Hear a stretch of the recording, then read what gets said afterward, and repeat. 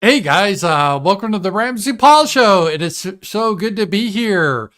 It is Tuesday. Tuesday. That means it's roundtable day. Yes, roundtable. We have our roundtable tonight at 7 p.m. It's loads of fun. If you want to be a part of it or just watch it, go ahead and subscribe to me on Substack. That Substack's my official forum that I use now for. Let me bring that up here. I had the wrong document up. Darn it. Let me get the right document up with my notes because I do prep. I do prep before the show. Here we go. I got the right document up here now. Nope, that was it. Wrong one. Let's see here. There we go. All right, finally got the right document. And let me just copy this. So if you want to be part of the Substack, just join. If you join my Substack, you can be part of our roundtable. Plus, every Friday, I do an exclusive just for my members. However, if you want my daily updates on Substack, I tend to do a column every day. And usually Monday through Thursday, they're free to everyone. So thank you guys all for being here. I am on YouTube, Rumble, and on X. Be sure to like and subscribe to my channels, both on YouTube and Rumble, and follow me on X. I'm growing ever so slowly on X, but I'm still going up. I'm almost at 158,000, so getting there, getting there. And I would appreciate it if you follow me on X. So I tend to update X a lot during the day. It depends on the mood, what's happening. Recently, it's been quite a bit because there's been a lot of happenings in the world. And we'll get into that right now. And of course, we'll start with foreign policy and tariffs. And the trade war with Mexico and Canada lasted 24 hours. And I joke that I see that Trudeau got promoted to prime minister from governor. And it's interesting. So Trump with Canada, and prior to this, he had almost the exact same template with Mexico.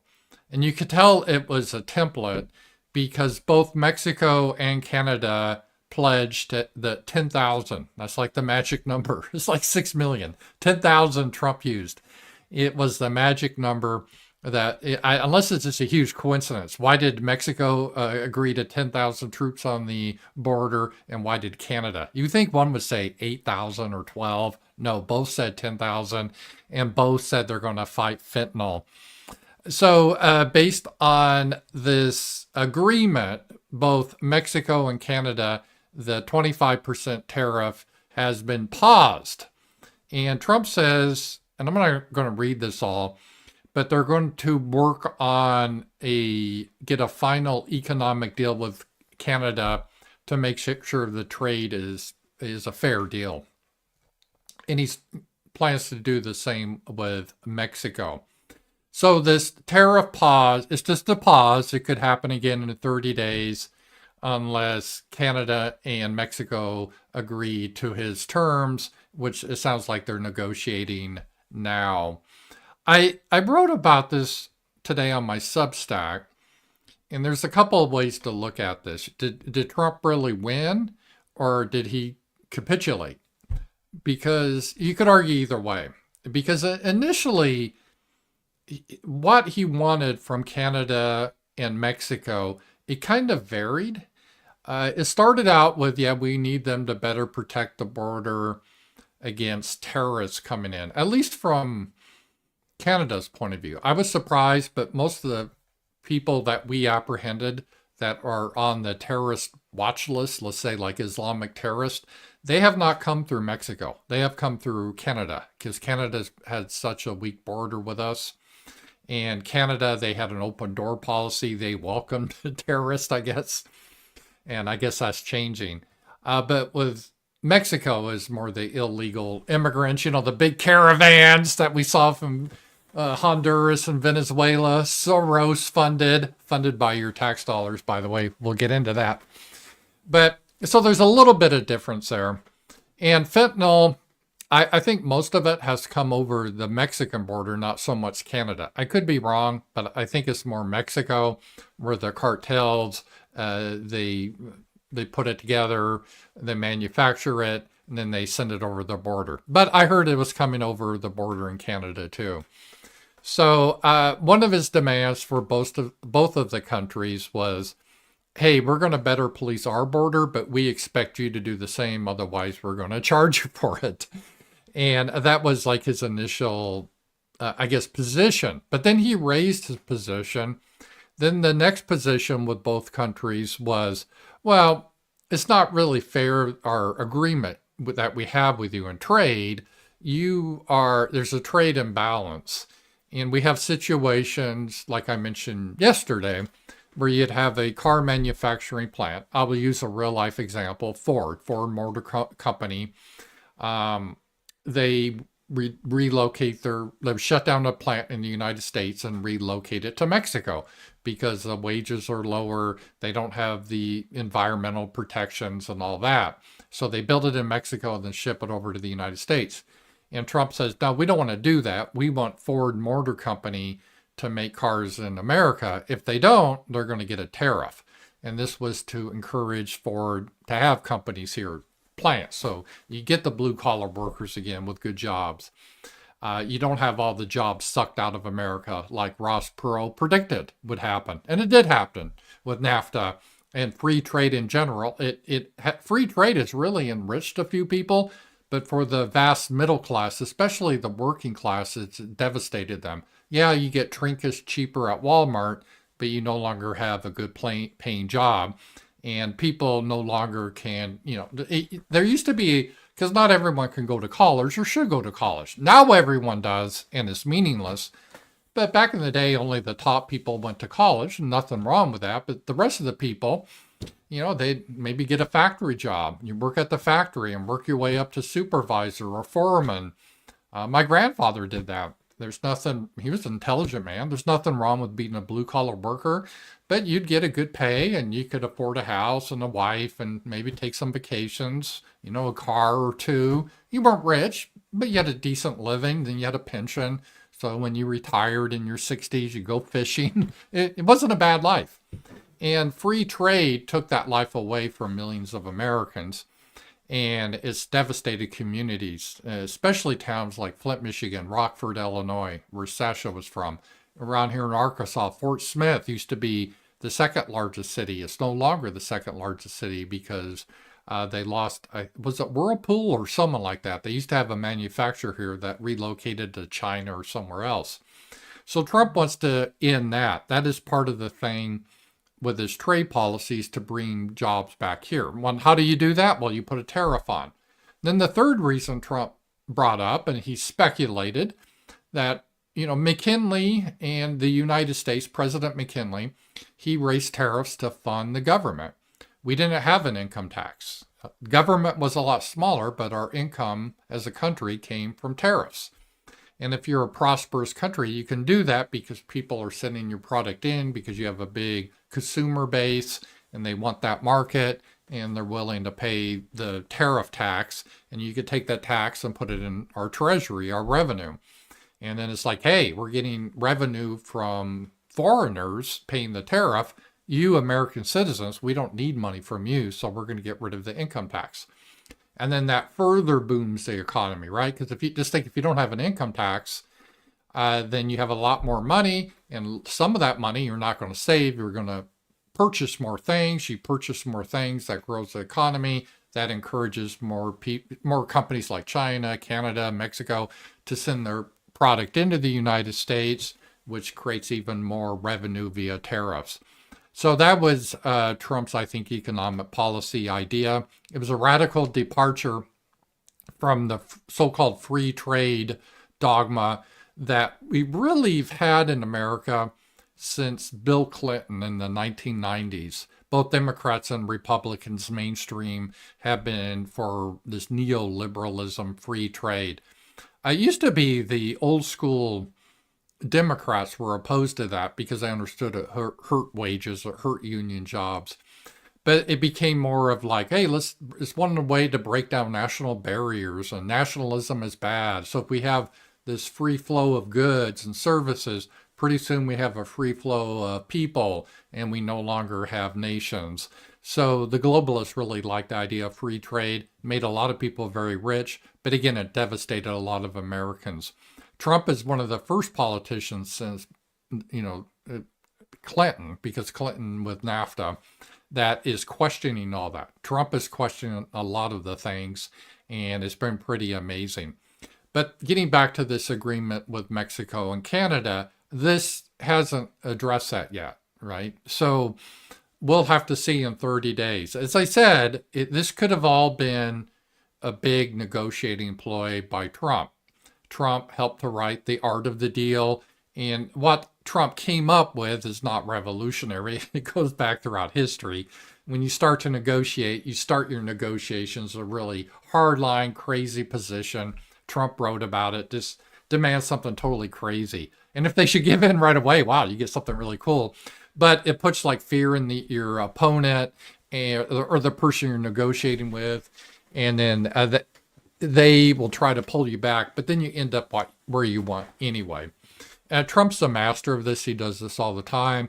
And even though people know he's doing that, there's always that type of negotiating only works when there's a question if you're bluffing or not. If they know you're just bullshit, they don't really worry about it. It's sort of like the thing with Greenland. They thought, oh, that's just bullshit bluffing. But then like, oh my God, maybe he's really serious. And I think Panama had the same idea that, hey, the America may come back and take our canal. I don't think they're joking. And Trump won that. Panama said, okay, your ships can go through for free, and we're kicking China out. So that worked. And would have Trump really taken the canal? I think they thought it was a real possibility, and it may have been a real possibility. I'm not sure he was bluffing.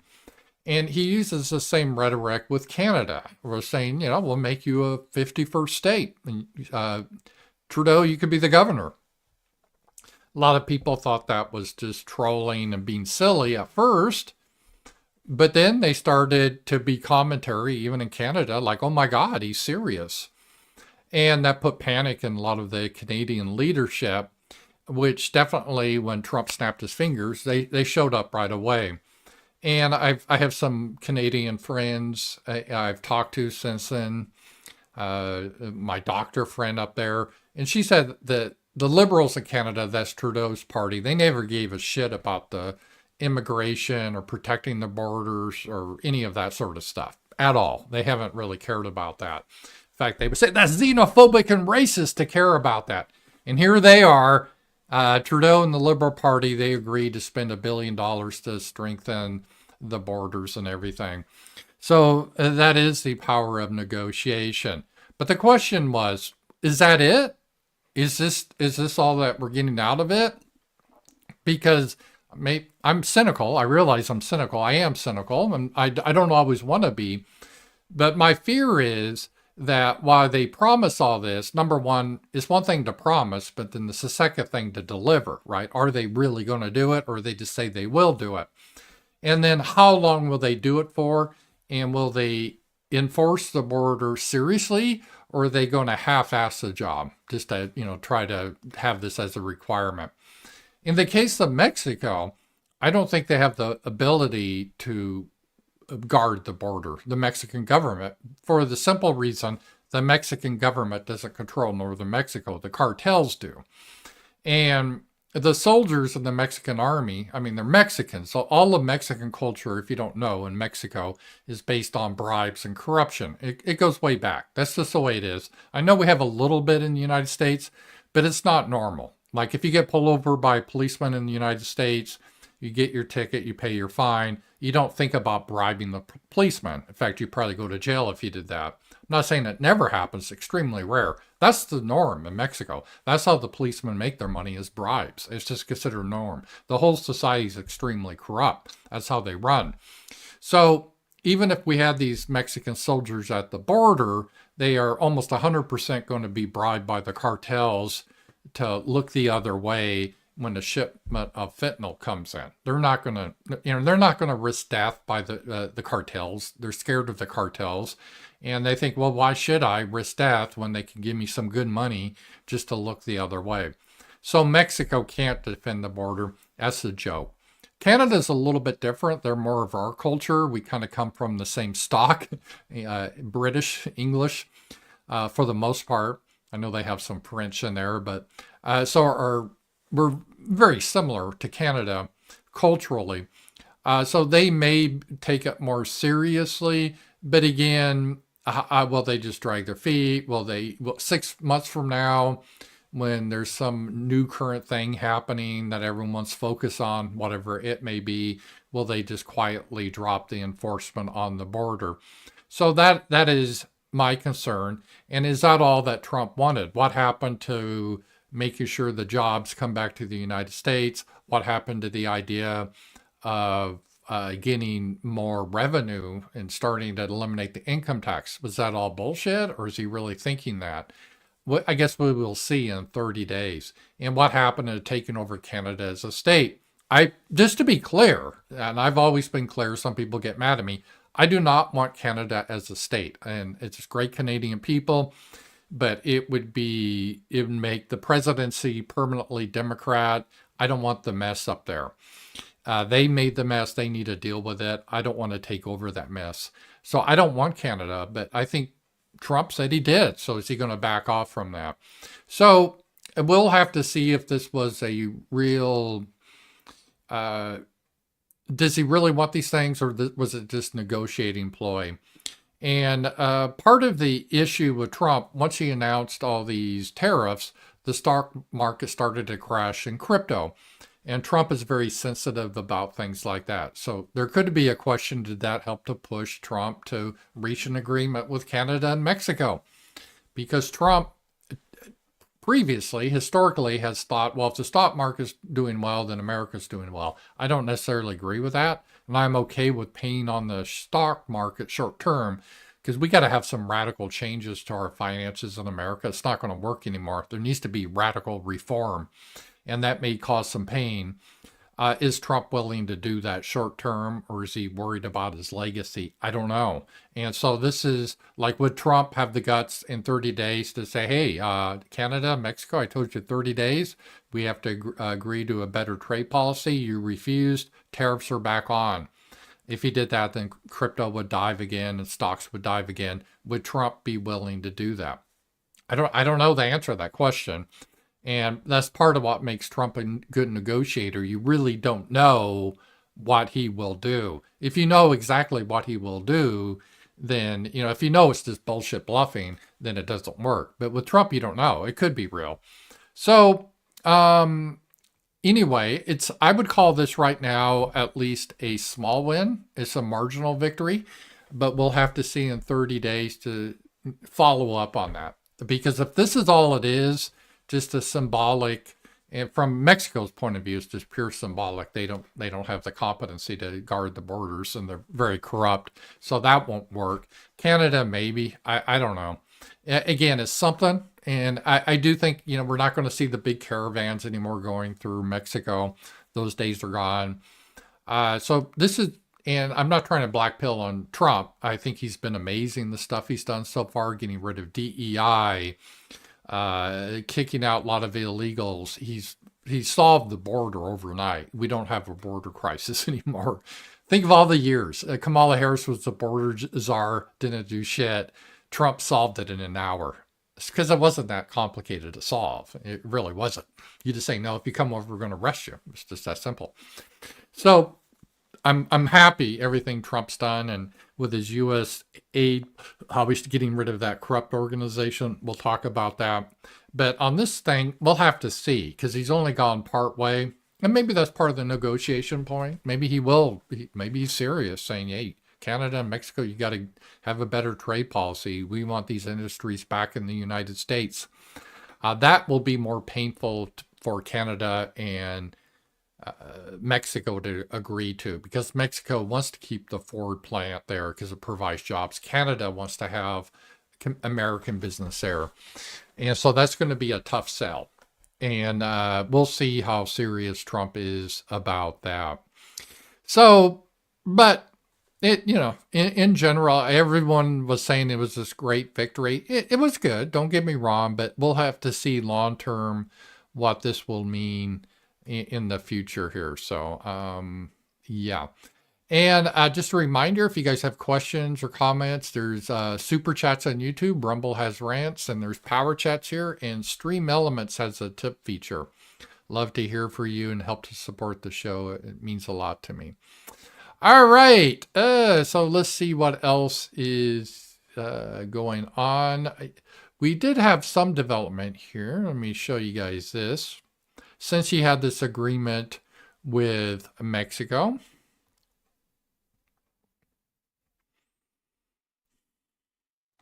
breaking, U.S. Air Force intelligence aircraft have entered Mexican airspace after Mexico agreed to cooperate in fighting the cartels. This is practically unheard of. Mexico historically has always been very sensitive about American troops entering their territory. And now they seem to have allowed the U.S. Spy plane in there so that we can get a better sense of where the cartels, where their manufacturing locations are and so forth. I would imagine the cartels understand, if they don't, they're pretty stupid, that they can't have a permanent location now. So they can't build like a fentanyl base. Years ago, in fact, just last year, they could have a major fentanyl base, just like a official factory, and the Mexican government wasn't going to do a damn thing about it. They couldn't, number one, plus the cartels are better armed, plus they'd pay off bribes, so they didn't have to worry about it. But those days are gone now. So if they have like a permanent like meth lab or fentanyl base plant, it's going to be wiped out. The United States military is going to destroy it. It will happen. And that's what this plane was flying over to pick potential targets. So if the cartels are smart, they're already dismantling those and trying to hide in them, I'm sure. And it's going to be a game of cat and mouse. Can we figure out where they're hiding their facilities? But I think Trump is serious about attacking cartels on Mexican territory. And we will see that happen. All right, some more about what's happening. And we'll get the update from Orban. I'm a big fan of Orban. He has been one of the best European leaders. He's a nationalist. He's pro the Hungarian people. And despite the rumors of the United States propaganda, he's not a dictator. He was arrested. When I was living in Hungary, they have lots of political parties. They allow protest. So this all, but he's a popular figure. Remember the whole refugee crisis? All these countries were taking in all these millions of Muslims, and then it led to a wave of terror attacks. Hungary never had that issue. They kept them out. And because of that, Hungary, and specifically Orban, has been targeted by the United States deep state. And we'll get into that. Yesterday, we held the first EU summit in Brussels since President Trump was inaugurated. It was a strange gathering. Everyone in Brussels can see the Trump tornado coming, but most still think they can get away from it. They won't. Yeah, they don't. People, because Trump, they like to use the term chaotic with Trump.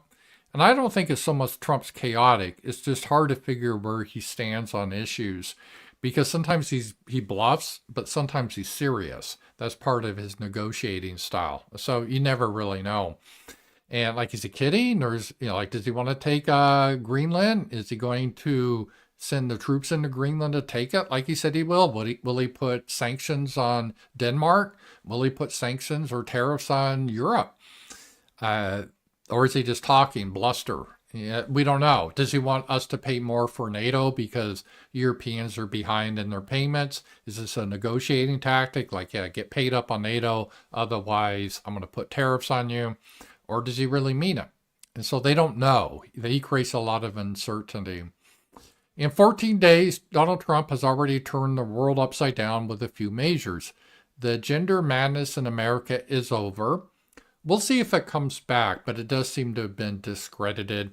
is one of those things. I think even the left or the deep state, I think they're okay conceding that because it was a bridge too far. I think it started with Dylan Mulvaney. Remember him, the Bud Light guy, the flaming homosexual that pretended he was a girl to be the spokesman for Bud Light, and that kind of broke everything. And especially with the whole transgender issue, it's hard to defend, a guy with a beard that's wearing a dress showing his penis in the girls' locker room, that you have to say, no, that's really a woman. That was just a bridge too far, and it kind of snapped people out of it. And so we're seeing the whole gender thing at least really pull back. The financing of the globalist Soros organizations is over. I hope so. A lot of Soros wasn't, we always thought, oh, rich billionaire funding all these organizations. A lot of it, though, your tax dollars were funding Soros organizations through an organization in the United States called USAID. And USAID was not about aid to like Africa or shit like that. USAID was a government, quasi-government organization, but it almost had no government oversight. They just did whatever they wanted. And they mostly engaged in various forms of subversion. And I talked about that yesterday. It started to kind of counter communism, and during the Cold War, say if there's an election in Greece, the Soviets would try to get a Marxist in. Well, we would have our own subversion to try to smear the Marxist candidate and push one of our candidates in. And we did that not just in Greece, but in Central America, South America, Africa, Asia, Vietnam, Cambodia. A lot of this was dirty politics. We always kind of thought of that sort of thing being part of the CIA, but the CIA kind of got a bad reputation, and a lot of this stuff now has been outsourced. So USAID, they originally came out of the State Department. They're back in the State Department now, but they, for years, were quasi-separate. And they funded a lot of different organizations. So USAID doesn't do much stuff directly, but they fund these various organizations that do things, that have nice titles, like the Center for Democracy or something that sounds good, right? But then the Center for Democracy is all about, let's say, electing Soros-backed prosecutors that say Black Lives Matter and we shouldn't arrest specifically Black people that loot stores. We should let them run free, as we saw in San Francisco and LA. So it's like, well, how does this all happen? How does someone running for office get all this money to agitate for stuff like this? Because where they get the money? I don't see them having a GoFundMe, right? Do they have a GoFundMe? Hey, we want to raise money for this prosecutor that's going to let thugs run free and loot. Why don't you donate it to it? No one would donate to it, but they somehow get money. And where they get the money is not out of just Soros's pocket. A lot of it's coming from your pocket. It goes to this USAID, and then they secretly or not secretly, a lot of it was secret, they would distribute your tax dollars to these organizations. And then some of these organizations then would give money back to their sponsors, typically Democrats, but it could be some Republicans like Lindsey Graham and so forth. That it was kind of a money laundering operation. Elon Musk said it was, from what he saw, was basically a criminal organization. And I think it probably was. You could classify it as a criminal organization, how it was operating. But why Orban has brought this up, because Orban prevented a lot of these NGOs from entering Hungary, because the U.S. has always tries to overthrow governments we don't like. So much for democracy, right? And one of those has been Orban, because he wanted to take in Muslims. And they, in Hungary, they don't teach kids that they're 58 genders. I guess we don't in the United States anymore since Trump, but so there's a lot of pressure to overthrow Orban. So the game, what would happen is various organizations from like Soros that would be named would send in people to try to subvert the elections in Hungary. I saw it happen because I was there during one election, and they would send these people in, And the question is, well, how do they get their plane tickets? Who pays for their salary? How do they eat? Their hotel? And so they got to be funded. And that funding comes from an organization. There's many of these organizations, but where do these organizations get their money? See, that's a little complicated. They don't seem to be doing fundraisers, right? They're not selling cookies. So how are they making their money? Well, it turns out a lot of in cases they were getting their money from this organization called USAID. And remember, aid is not really an aid organization. It stands for United States Agency for International Development. It doesn't have to do with charity. Originally it was to work with like the State Department, Department of Defense, and the CIA to counter communism. But after communism fell, it became to try to promote our values. And our values aren't free speech Christianity anymore. It's, sodomy, it's anti-whiteism, it's feminism. So this organization has been using your tax dollars to try to censor people on YouTube, demonetize them, overthrow Orban. This is what they've been doing. So that's what he's talking about, that illegal immigration is over. Yeah, it's no longer happening in the United States. And support for the Russian-Ukrainian war is also over. Yeah, it is. And so then he's talking about how Europe's going to have a big adjustment for this. And we'll talk about Ukraine, but it's clear that Trump wants to, wrap up that war. And so I think Orban is right. There has been a huge shift in Europe with everything that is happening there. All right, let's just see here. So that was Orban's take on that.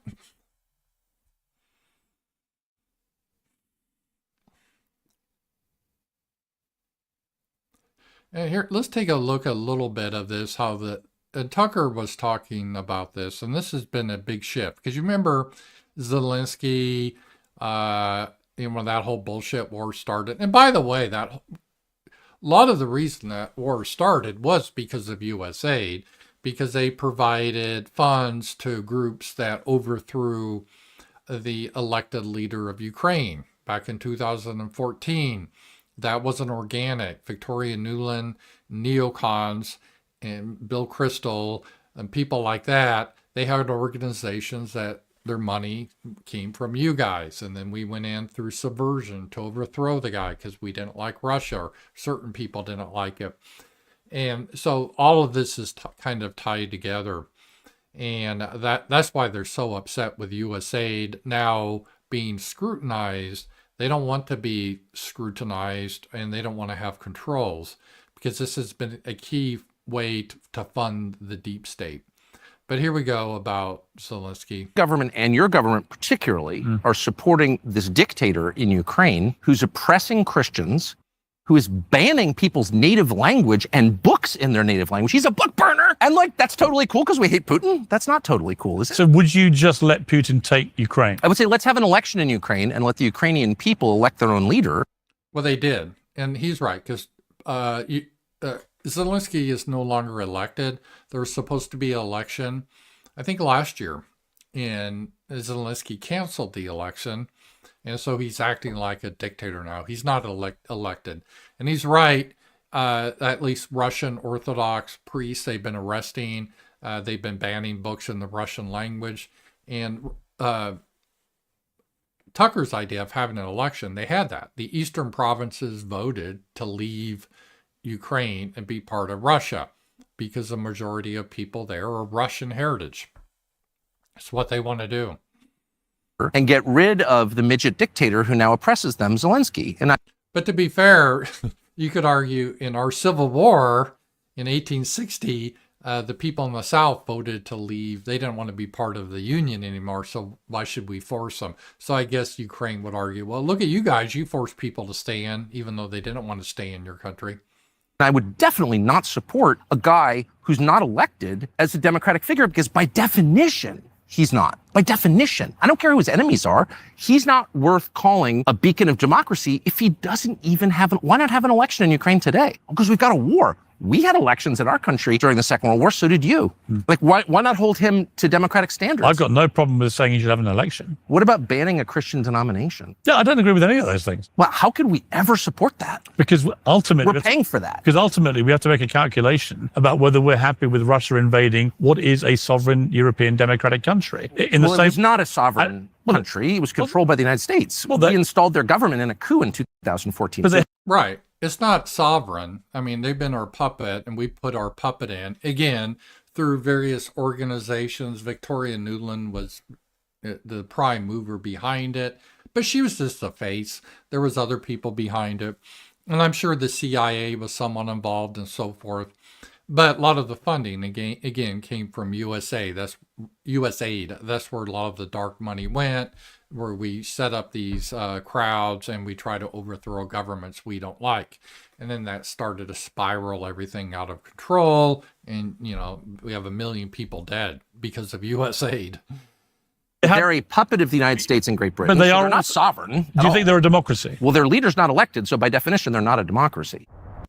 Yeah, I mean, it's pretty clear there. It's really weird all these people are supposedly fighting for democracy. And I'm not the biggest fan of democracy. I'm not.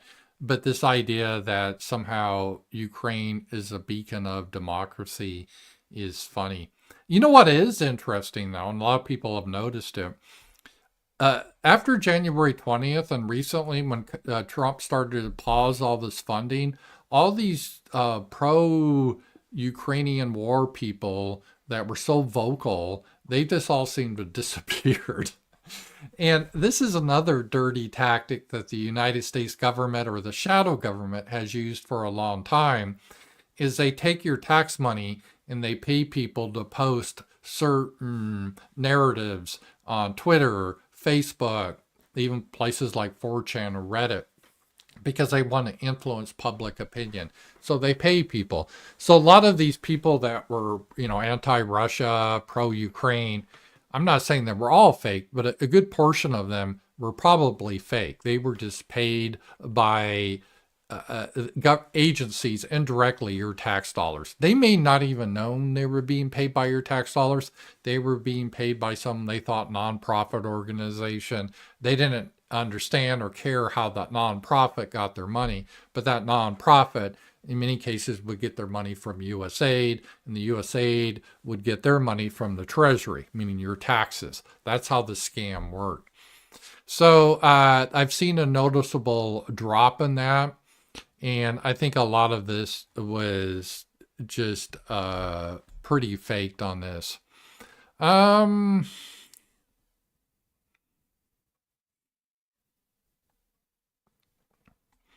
A lot of people, they're worried about what Trump's policy is going to be in Ukraine, and he'll probably turn to that pretty soon. He's been focusing on Canada and Mexico and illegal immigration. If you think about what's been on Trump's agenda, it's been amazing. The guy's just everywhere. Comparing that to Sleepy Joe, it's just like night and day. Trump is sabotaging his idea of establishing lasting peace in Ukraine. The Washington Post claims that Trump has no intention of financially supporting Ukraine, accepting it into NATO, or sending American troops there. Well, the last two, we know that's not going to happen. Trump is not going to accept it into NATO. Well, based on NATO's own rules, Ukraine can't be part of NATO, because part of being accepted into NATO, you have to be at peace, there can't be any border disputes, that type of thing.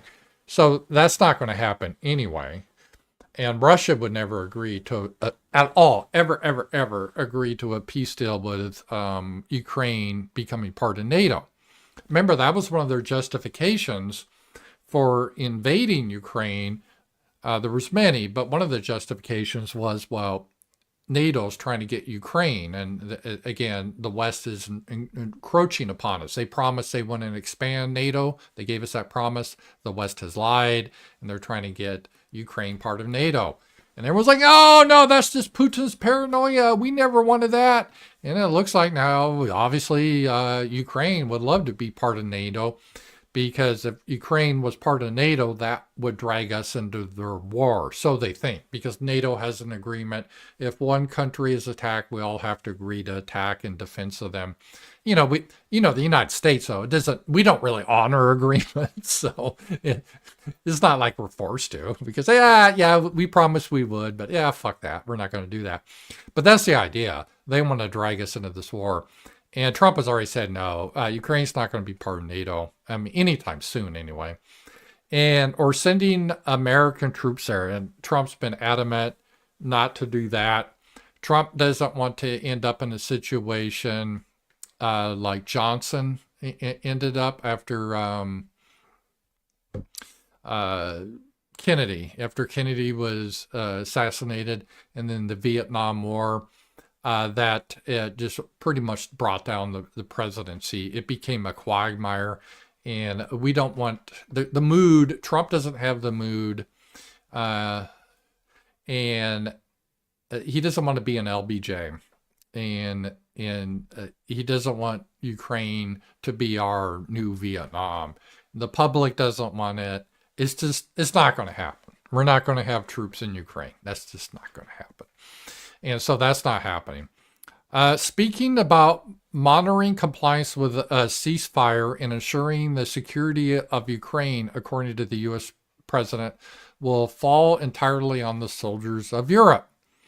Well, that's where the conflict is. It's in Europe. It's not our business. It's not our business to fund everything. And Trump is right about this, right? Europe always likes to brag how they have all free healthcare, free this and that, and we're so backwards in America, but then they expect us to pay for their defense. Well, you guys have to start ponying up your own money for this. And Trump is getting tired of that, and so it should be on Europe.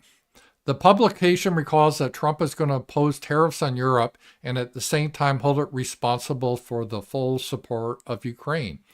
Yeah, Trump has threatened tariffs on Europe. Now, it could go the way of tariffs of Canada and Mexico, like if they comply with something.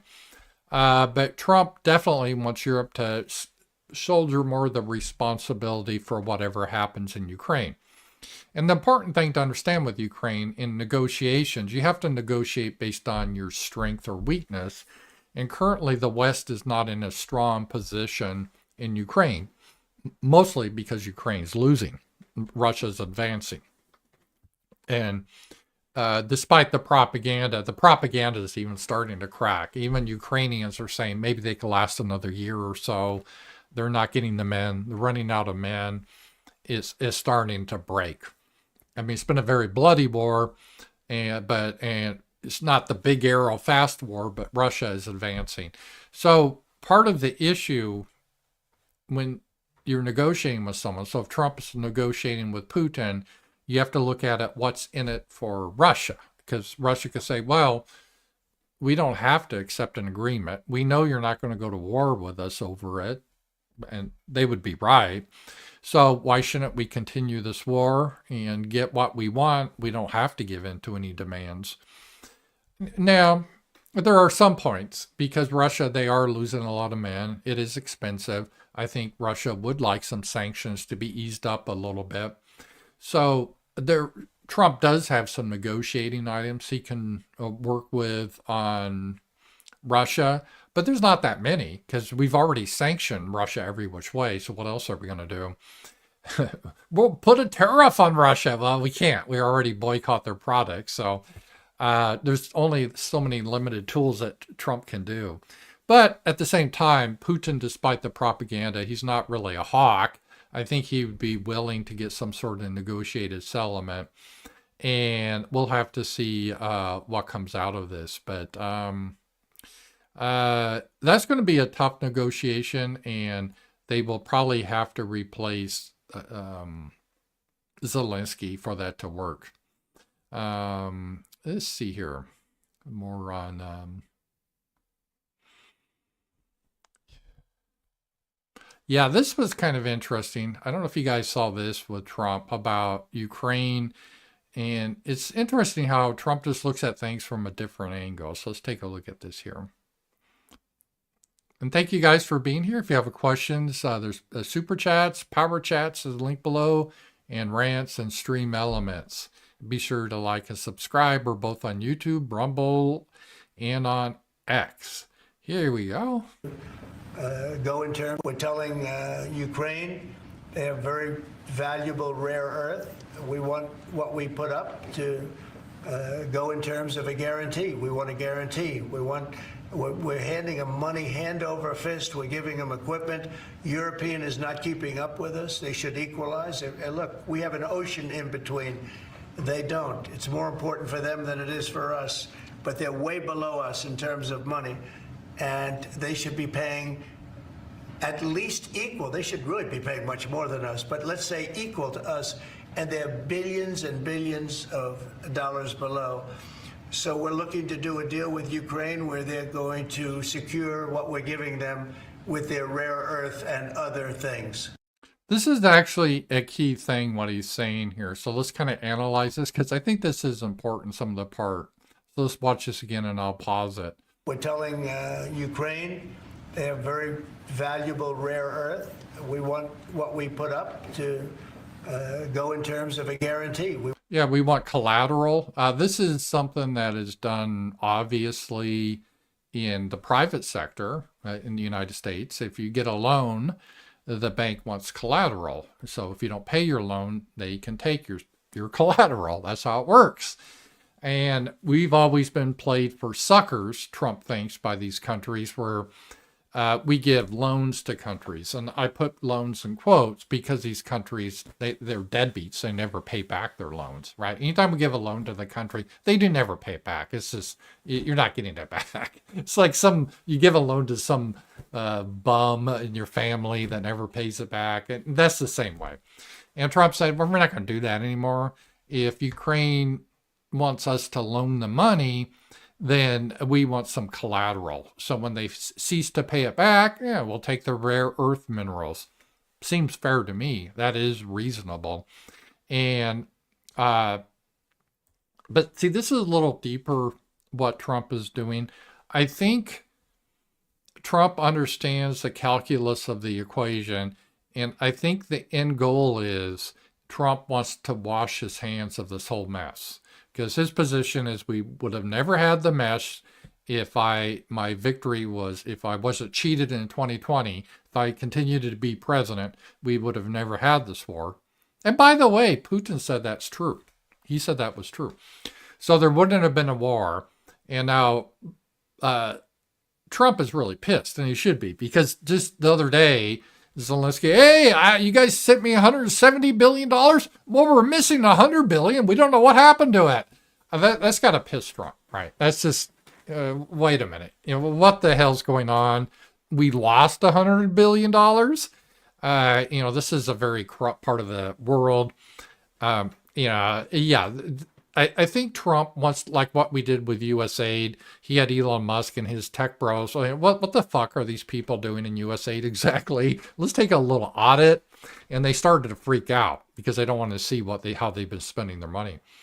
And I think Trump is going to do the same thing with Ukraine. It's like, oh, wait a minute. Elon Musk and other people, we gave them $170 billion and they've lost $100 billion. All right, that's a red flag. I can see losing $10,000 or $100,000. I don't advocate that, but sometimes accounting errors. But losing over half your funding you can't account for, red flag. So Trump is trying to figure out what the hell's going on here. And I think he's looking for a justification, if you read between the lines, of saying, hey, I tried to fix this mess. It's just a mess. It's just a rat hole of money. We're pissing away our money. We're getting nothing of value. The money we're sending over there, half of it they're not even getting to go to supposedly weapons and stuff. They're just corruption. We're washing our hands of this. Hey, Europe, this isn't your continent. If you want to deal with this mess, it's up to you guys. And but he's telling Zelensky, hey, if you're going to give us, if we're loaning you money, we want collateral. And Zelensky knows he's never going to pay it back. They're deadbeats. They're never going to pay it back. So Trump is saying, well, we're just going to take your shit then. It's pretty hardcore. We're going to repo Ukraine. The repo man is coming to Ukraine because you're not paying your bills back. And it puts Zelensky in a tough position because if Zelensky refuses, right? So like if you're trying to get a loan for your house and the bank says we want some collateral, you're like, fuck you. I'm not putting up collateral. And the bank will, oh, okay, well, we're not giving you a loan. And I think Trump is hoping for that response. Like, okay, we tried. You don't want to put up collateral? Well, go have fun. We're out of this. We want a guarantee. We're handing them money hand over fist. We're giving them equipment. European is not keeping up with us. They should equalize. And look, we have an ocean in between. They don't. It's more important for them than it is for us. This is key because so Trump is saying this really isn't Americans' concern. It's 6,000 miles away. The border dispute in the Donbass in Ukraine. I mean, years ago, most people never heard of Ukraine or the Donbass or any of that. No, who cares, really? It's a couple of small provinces in a country that's very poor in Eastern Europe. This is not a key focus of America. Our focus is on securing our borders, Texas, Mexico, and Canada. It's not Ukraine. And Europe, this is over in your area. We can't, I mean, and if you look at what he's saying to Europe, he's saying, why are we paying the majority of the bill to fund Ukraine? And by the way, when we're paying this money in Ukraine, it's half of us just going missing. And why aren't you paying up? This is in your backyard. You're supposedly advanced rich countries. You always say, well, we're so sophisticated Europeans. Well, okay, then you need to pay up. And if you read between the lines, it's not hard to read between the lines. Trump, I think he's threatening tariffs on Europe. And one of the tariffs is going to be, you either start to fund this Ukrainian war, or at least pay equal what we're paying. Otherwise, we're going to put a tariff on you. We're not going to play this game anymore. But they're way below us in terms of money. And they should be paying at least equal. They should really be paying much more than us, but let's say equal to us. And they're billions and billions of dollars below. So we're looking to do a deal with Ukraine where they're going to secure what we're giving them with their rare earth and other things.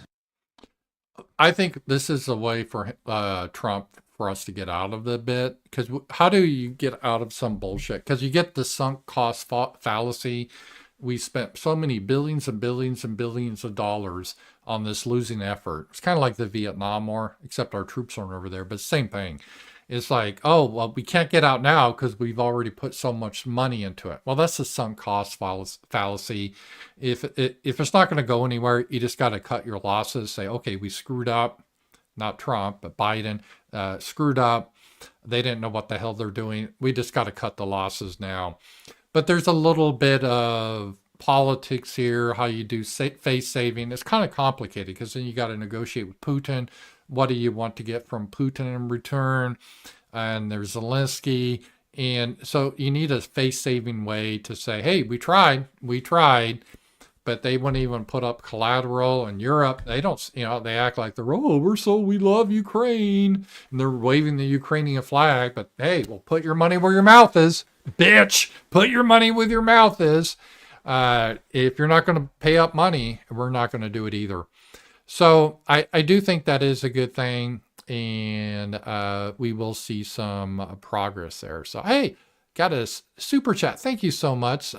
David Steele. Reagan promised Gorbachev in the 80s not to expand NATO in exchange for dismantling the USSR, but neocons followed it up with encircling Russia.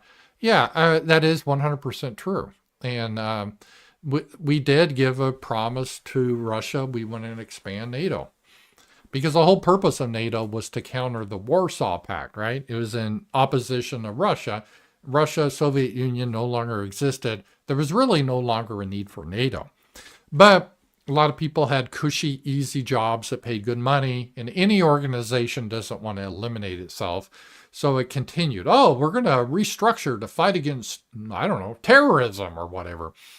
But there's no need for it. But NATO continued to expand, And the idea of going into Ukraine was the last straw, because Ukraine historically has been part of Russia. I mean, you can debate that for a long time, but it is. So, yeah, that is the situation there. Thank you for that. Again, it's not our concern, and not everyone in the world is Hitler. Okay, we just got to stop that nonsense. Even Hitler wasn't Hitler the way they describe it. So Putin is not, if he gets the Donbass, he's not going to take over Germany. He's not going to take over France. He's not going to invade Alabama. That's just not going to happen. So let's stop that silliness and focus on reality. All right. We'll change gears and go a little bit more domestic here. This is a key thing. This was the whole USAID thing. This is one of the most major things that Trump has done. Is this guy said, talk to a friend who has connections within the Democratic Party. And he said the level of panic over Trump and Elon shutting down USAID is unlike anything he's ever seen. By following the money, Dodge has struck a killing blow to the heart of the Democrat state machine. I would say deeper than that, it's also what we call the deep state. Were some Republicans involved with this. And again, I think they were okay with even pulling back DEI a little bit, the deep state, because there's an inherent contradiction in our system, just like communism had an inherent contradiction. Communism couldn't work because it went against human nature. People are not going to work hard for the people or the collective. You work for your own interest. And if you make everything communist, people aren't going to really work and produce, and so there's nothing really to share. But communism didn't understand that truism about human nature. The same way with liberal democracy, or what we call wokeism, it denies basic biology. It thinks everything is exactly equal. Women are exactly the same as men. Blacks are exactly the same as whites, except for skin color, and exactly the same as Asians. But that's not true. It's not true. That's the problem with it. So they're built on our premise is a fake premise.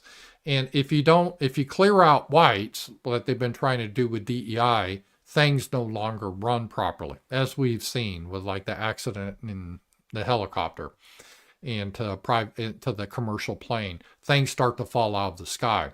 So I think they realized they went too far with the DEI bullshit. They still need white guys to fight the wars and keep the lights on.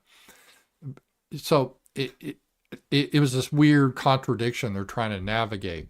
I think they were willing to ease up a little bit on DEI, but getting rid of USAID, that was how they get their funding. And I was reading Z-Man, he made a good post that, not everything's about money. A lot of it's ideological, and that's true, because they were able to use USAID to promote their woke ideology, meaning not only promote by money, because, right, money talks. And you give money to people, you can influence behavior. And that's what they've been doing. And so a lot of it was because of ideology. I'm not disputing that. But part of it is money. And a lot of these people, they've never had a real job in their life. Let's say go to Ivy League school, some woman, she gets a job at USAID or one of these, not even USAID, but it could be some other nonprofit that gets their funding from USAID. And, they get good salaries. They live in the Washington, D.C. area. They live comfortable. They don't have a hard job. There's no accountability. It's not like they have to produce like the private sector.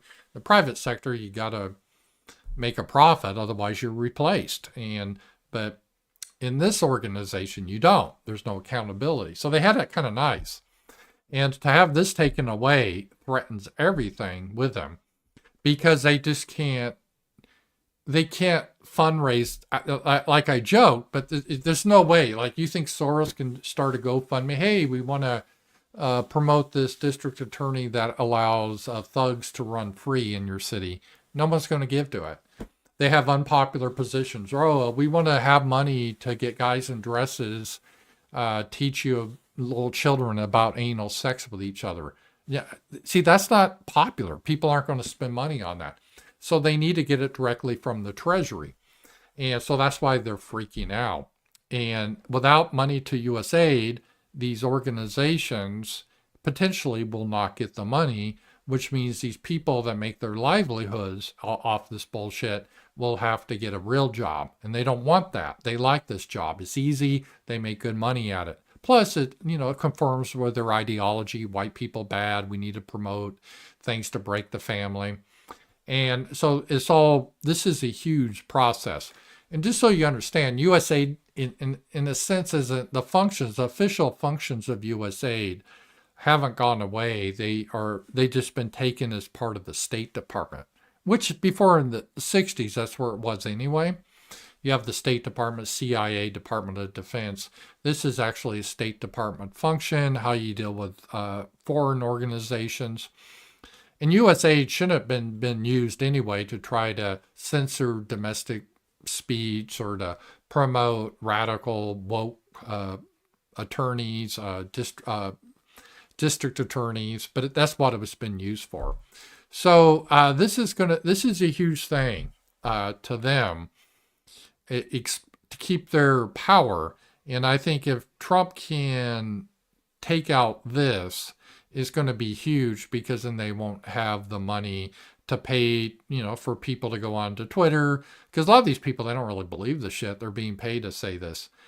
So this is going to be huge, and they're definitely going to push back hard on this, because this kind of funds the deep state.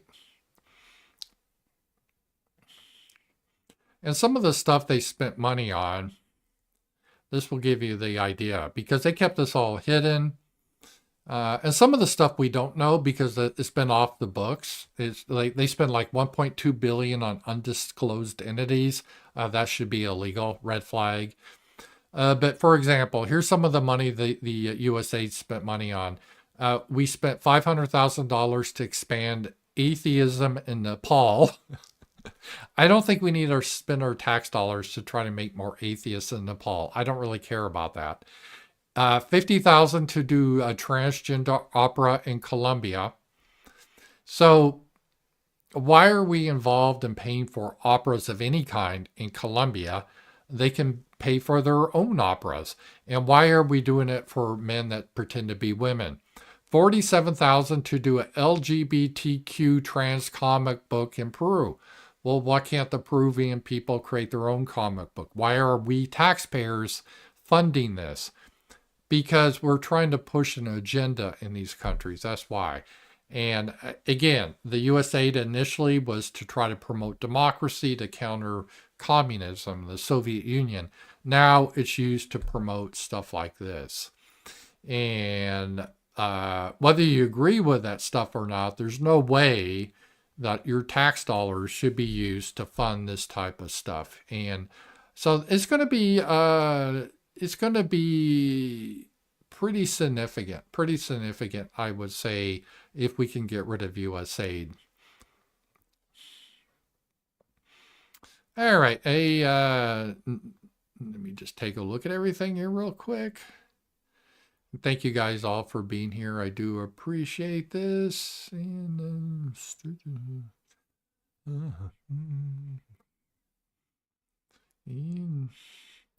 tonight, members our roundtables at 7 p.m. tonight. Be sure to subscribe to my Substack, and we'll be going over that.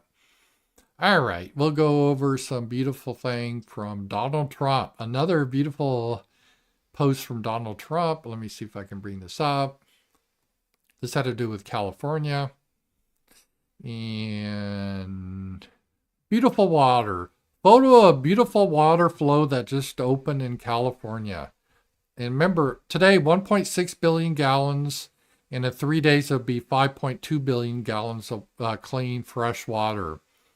Everyone should be happy about this long-fought victory. I only wish they'd listened to me 6 years ago. There would have been no fire. Well, there may have been a fire, but they would have had water to put the fire out. This water, by the way, wasn't being used for farmers. Gavin Newsom had diverted this water to dump in the ocean because supposedly it was saving some slug or something like that. And Trump said, no, we're not going to do that. So California guys, you guys got water now. So he fixed that problem right away. So if there should be a problem with a fire, we should be able to get on that. All right, a couple other things domestic. This happened a couple days ago. You remember when the wreck happened, the helicopter, the U.S. Army helicopter, flew into an American Airlines commercial jet, killed a lot of figure skaters, horrible tragedy. Trump right away blamed it on diversity. And that was the first clue that something was up. And two of the pilots they released right away, or two of the people on the aircraft, but they hid the identity of one pilot until recently, which should tell you everything you need to know about it. But the Army helicopter was warned about the American Airlines planes twice, with the final alert just coming before the DC crash. Milo quipped, everyone knows women don't listen. So supposedly this woman, who was, I guess, allegedly a lesbian, and she was in the Biden, she was somehow connected with the Biden regime. And she was flying this helicopter too high. They're not supposed to fly that high around that airspace. And supposedly she was warned multiple times by the control tower, but she didn't listen. I guess that's the most charitable way to analyze this. Or I guess there's always a possibility that it was terrorism. She wasn't a very big fan of Trump, so maybe this was her way. We don't know. That'll have to come out, but that is something you would have to look at. Was this intentional? So it was either incompetence or it was malice. We will be charitable and assume it was just incompetence. But this is what happens, or it's always a risk what happens when you use DEI, when you don't get qualified people, when you exclude white men because you want to have a more diverse military. And we want to have women lesbians because somehow that's more important for whatever reasons. She accidentally we don't know if it's accidental, but we'll assume that, rams a military aircraft into the airliner, killing 70s, an absolutely nightmare headline for the previous regime. And I guess, and here she is, she again was somehow connected to part of the Biden regime. And reportedly, she was flying the helicopter as it crashed in that. And we have some issues here of not only with pilots, but DEI has created a potential danger in other things for air traffic controllers. Andrew Brigida finally gets some attention he deserves. Perfect score on the air traffic control test. So he's scored perfect. You would definitely want this man to be an air traffic controller. He's the top. But he was rejected by the FAA because he's white. And he's leading a class action suit against the Obama-Biden policies. It's outrageous. So we had someone that was the best that we're excluding because of his race, because we think it's more important to have people of color, and maybe if he was a homosexual, that would have got him in the job. And this is what Trump wants to get away from. So this is a theoretical. It's not just right-wing talking points. This is something that did happen. We have been excluding competent men, specifically white men, in order to try to promote diversity. And that, tragically, it seems to have led to a tragic disaster. And that's what happens. You can't fake reality. So there we are. Let's see here. What else here? Another Trump update. Trump is very busy. And I had to look this up, what this really meant. We'll take a look at this. It's on the domestic side. Next, this is an executive order. This charges your Secretary of the Treasury, Scott Bessent, and your Secretary of Commerce, Howard Lutnick, to begin a process that will hopefully result in the creation of an American sovereign wealth fund. It's a very exciting event. We're going to have a sovereign wealth fund, which we've never had.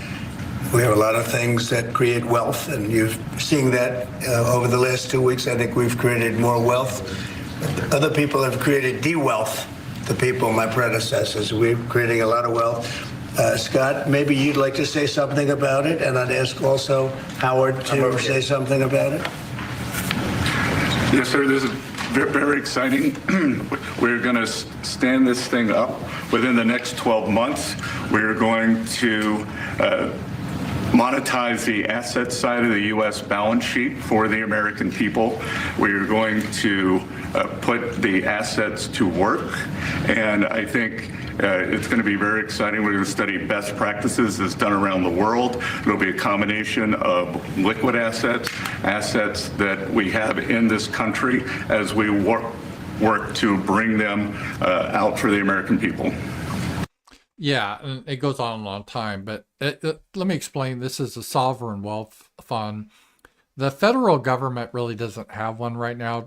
Trump is right about that, but some states do. I think Texas has something they do with their education system. They fund it. And Alaska has a famous one. They have in Alaska a sovereign wealth fund they created in 1976. They call it the Alaska Permanent Fund. And if you live in Alaska, you get a check from the government, from the state government every year just for living in Alaska because of the oil revenue. And that was part of the deal is, hey, if we can drill for oil in Alaska, build the pipeline. If you live in Alaska, we'll give you part of the action. And people in Alaska, yeah, I like that. And it's pretty nice.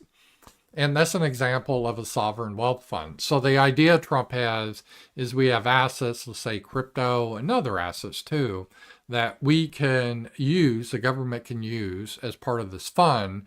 And the returns from this fund can help fund the government. I don't know if it would give us a check, but it would theoretically lower our taxes. So I know he's talked about crypto putting in that and other things. And so this is a way of looking to try to reduce income taxes or get away from income tax. He's talking tariffs. Now we have a sovereign wealth fund. So whether this will work or not, we will see. I don't know. I haven't studied this enough to know if there's any huge complications with this. But it is an interesting idea. And we weren't getting these ideas with Biden and Trump. One of the things I wrote about is Trump a revolutionary or is he just reforming the system? And this is one of the things we'll have to look at. But so far, he's been looking pretty revolutionary, getting rid of USAID, protecting the border. But there could be signs that he backs off a little bit. We will have to see. For example, did he back off the tariffs on Canada and Mexico because he's worried about the stock market? Because you saw, Trump is really... he cares about that sort of thing. So we'll have to see how that plays out. All right. Some more good news here. We'll get some more white pills. This is shut it down. America has secured the border in just 2 weeks. And this is the data they released, how many migrants have been coming in encountered at the border. And it was about 2,500 a day under Joe Biden. And then on the 20th, you saw something happen. It went down to 1,000. And then within a day, so when Trump was inaugurated, you had 2,500 illegals coming in that were encountered. Now it's next to zero. And there's a little blip up on the 23rd. I guess they had to figure out he was serious. But it's amazing how quickly he secured the border.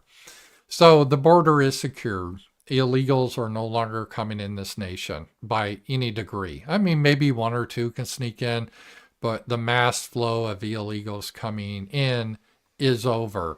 And we should thank Trump for that. Now, is it the idea? Is it we still have a lot of work to do because we still have a lot of illegals to deport, and hopefully a lot will self-deport. But this is a start, and it's an important start, and I think this is a key thing. And we'll talk about immigration here.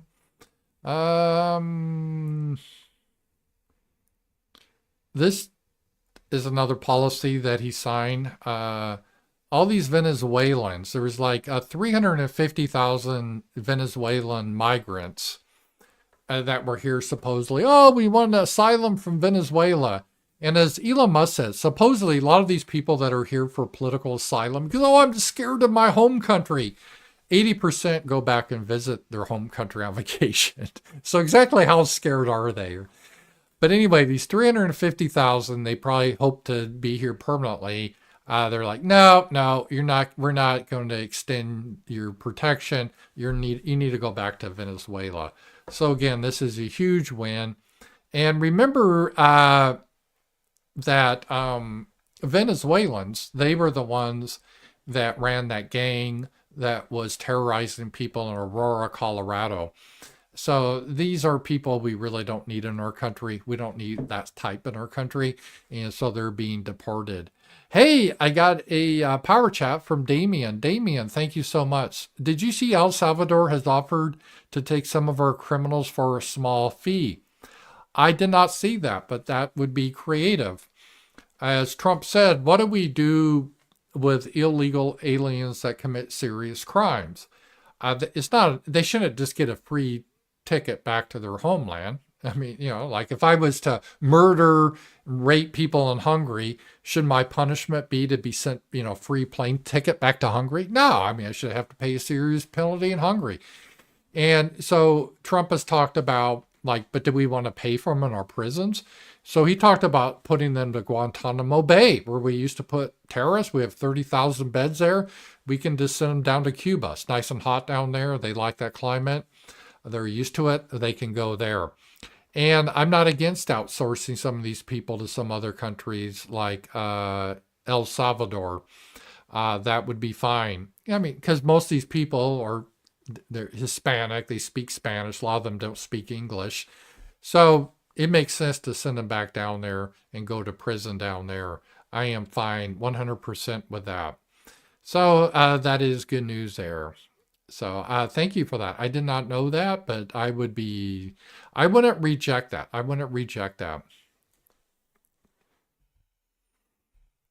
One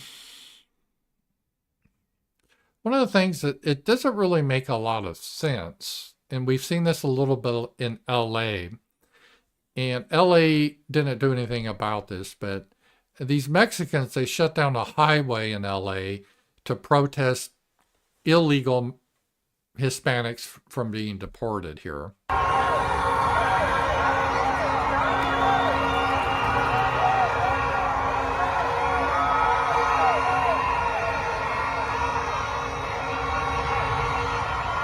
I see one American flag, but for every American flag, there's like 100 Mexican flags. So I'm not really sure the issue here. The president of Mexico, Sheinbaum, says she's happy to take them back. They seem to love Mexico more than America. So I think we should send them back. We should make their dream come true. They should go back to their homeland. It is strange, please don't send me back to the place I'm waving a flag of. It's bizarre.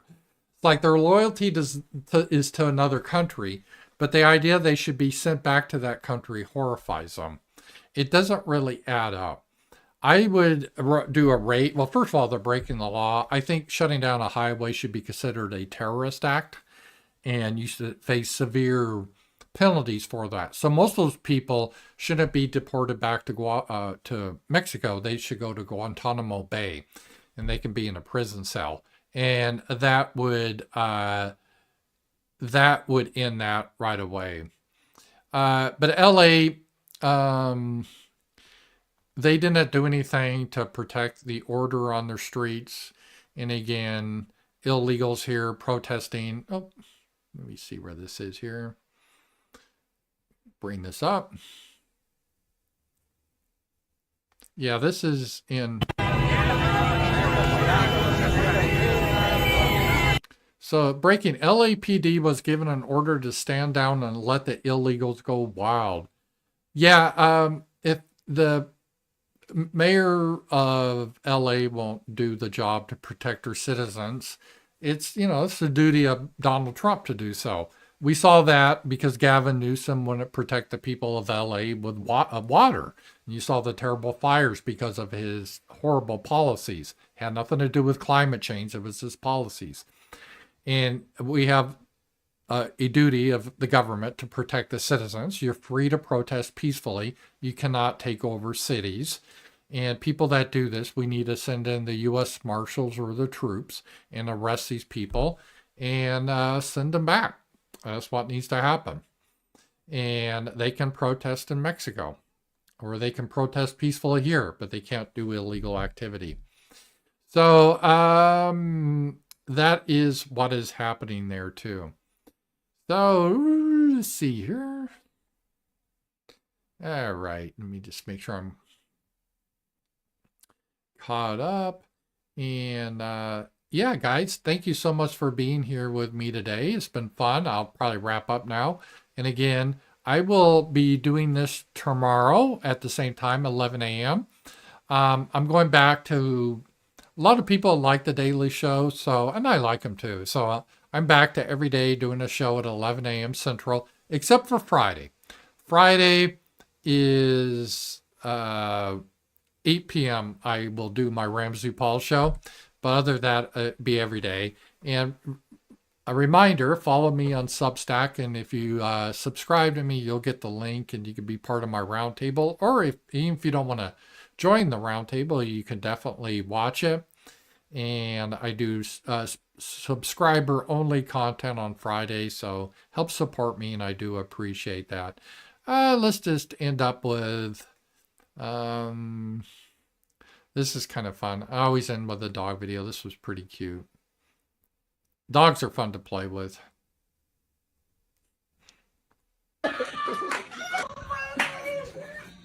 Whoa! Dogs love this. Whoa! Whoa! Whoa! Yeah, dogs are great. They're great. They're fun to play with. So guys, thank you so much for being here. And again, we'll be live tomorrow at 11 a.m. Central. Be sure to like and subscribe. And if you have any questions or points you want to make before tomorrow's show, just send a chat here at powerchat.live, RAMZPAUL. I do appreciate that. I will get it first thing tomorrow morning. I hope you guys have a great day. And for your people that are on my Substack, I'll see you tonight on the roundtable at 7 p.m. Talk to you guys later.